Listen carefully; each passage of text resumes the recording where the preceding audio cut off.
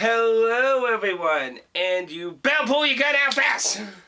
Because today we're talking about Kero from the wondrous mind of Pixel Studios, who you may recognize as, well, the creators of Cave Story. Kero is out now for $7.99 on one site, and I will leave a link down below, that deals with basically Japanese indie games in a broader sense of the international world, usually. Or vice versa at times. But anyway. Kero is released for Japanese, English, and that, so you shouldn't have much trouble in that sense, though.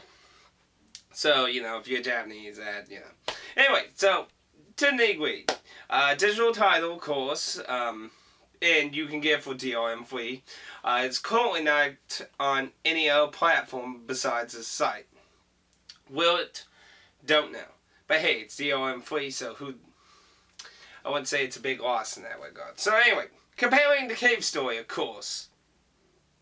Like the minds of Will Wright from Sims, will he be able to overcome what is considered his greatest work, or will it just fall flat and Cave Story remain triumphed? Well, Kero does have a lot of similarities to Cave Story and a lot of familiarity, but it plays a lot different as well. For one thing, there isn't as much running gunning per se, but a lot more strafing and gunning. And of course, as a 2D side-scrolling game, strafing's not a very common element usually associated. But you do indeed strafe. When shooting, holding your button in will automatically allow rapid gunfire. You will actually continue facing that way, and you can walk backwards or forward and jump. But you will not be able to instantly turn your direction of where you're wanting to shoot until you let go and thus change.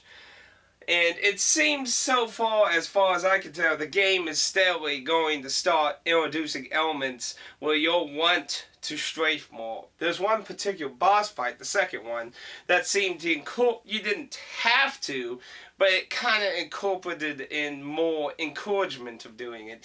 And I'm slowly seeing more and more elements as I'm going through the game. Now, similar to Cave Story, there are multiple weapons that you can switch through. So far, they are all unlimited as far as I can tell. There's nothing like the missile launcher where it has a limited amount of ammo. And nothing charging yet. But I don't have all the weapons, and I don't know how many they are. The trailer for the game showed 4 weapons, only showing the max form of 2 of them. Now, you have a normal blaster that starts off very weaky and only shoots a certain distance.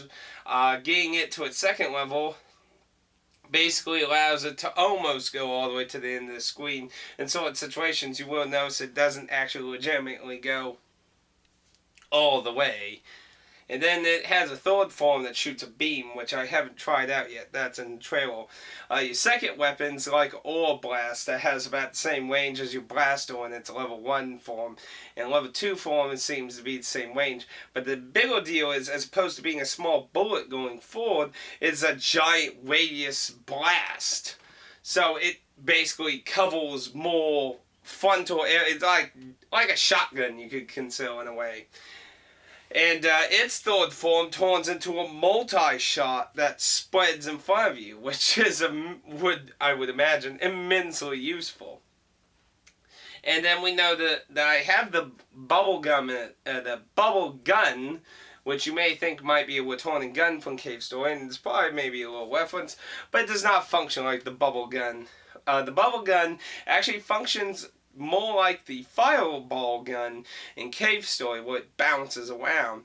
But on top of that, if it goes in water, it floats, which the fourth boss, I believe, encourages the use of that option. So, and the fourth weapon, which you can see in the trailer, is a fire gun that spreads fire in front of you.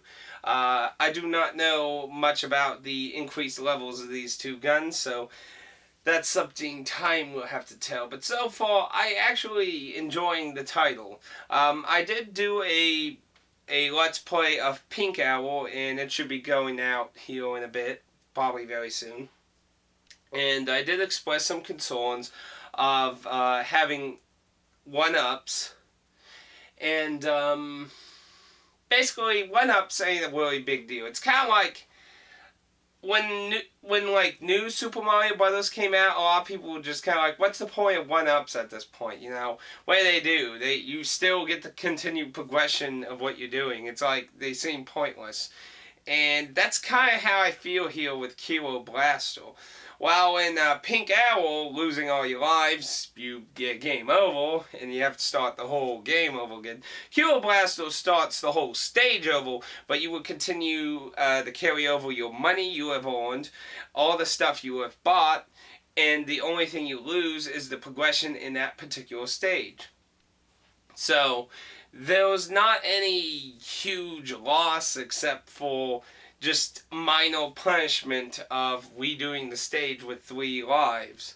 You'll get 3 one-ups. Now you do have a life bar you can progressively increase with money. You can upgrade your weapons to better levels with money. You can get more life with money. You can buy the life jar from Cave Story with money. And you can fill your hearts if you're missing if you find a store icon mid-level and just, kind of like Legend of Zelda 1 and Link to the Past, just purchase a heart for a missing container.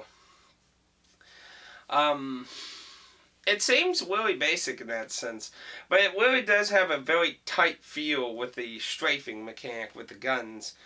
So it's not, so far from what I can really see, it's not as platforming heavy as Cave Story is, with one and gun platforming, and it seems a lot more tightly focused with blasting the living shit out of stuff. There is platforming though, and they will probably get more chaotic. If the trailer is any indication, the chaoticness will be getting cranked up a lot, and I will want that multi-shooting blaster as fast as I can, probably. And yes, I am saving up for that. Shut up, you can't judge me. Anyway, story-wise is a little confusing at the moment. Pink Owl does not really describe a lot of what's going on very much. Pink Owl, which I should explain, is a demo kind of thing, kind of like Dead Rising 2's demo, where it was actually its own story, but kind of a demo thing. Of course, the Dead Rising 2 thing, Case Zero, costed a little money.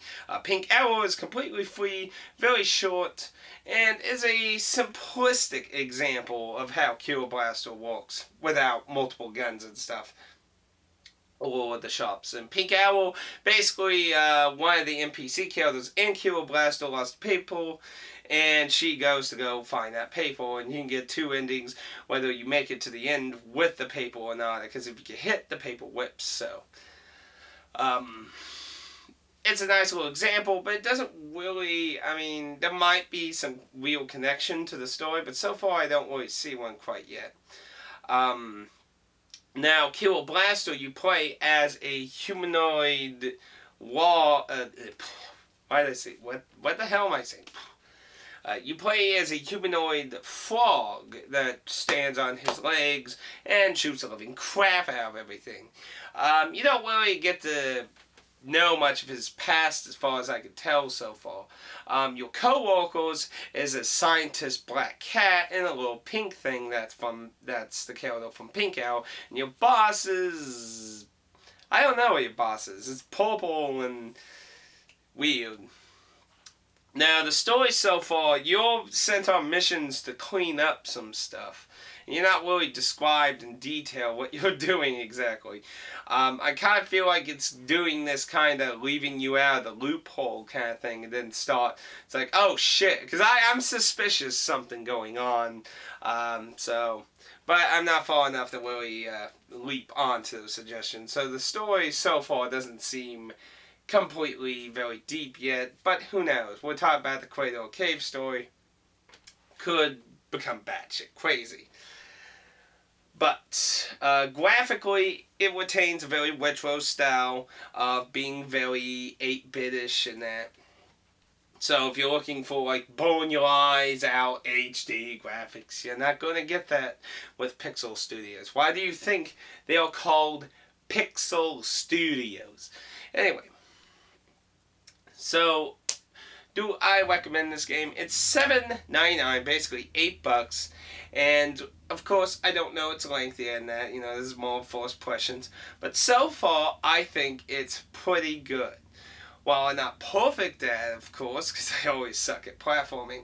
But I'm really enjoying it. And my fears of the 1-up system kind of disencouraging me from liking it as much kind of seem pointless how they implement it, but whatever. But I'm enjoying it. I recommend checking out Kero Blaster, especially if you're familiar with Pixel Studios' other games. I think it lives up to being an excellent game. But will it topple Cave Story? Well, you'll have to wait for the review for that. Anyway, if you have any questions or anything about Kero Blaster, please leave a comment down below, and I will get with you, and, well, we'll try to answer that question. Anyway, next time, make sure you pull out your light guns and blast away. Ha, ha, ha.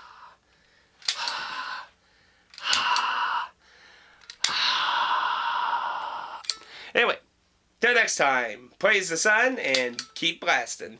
Master Blaster, Master Blaster, blah, blah, blah, blah, blah, blah, blah.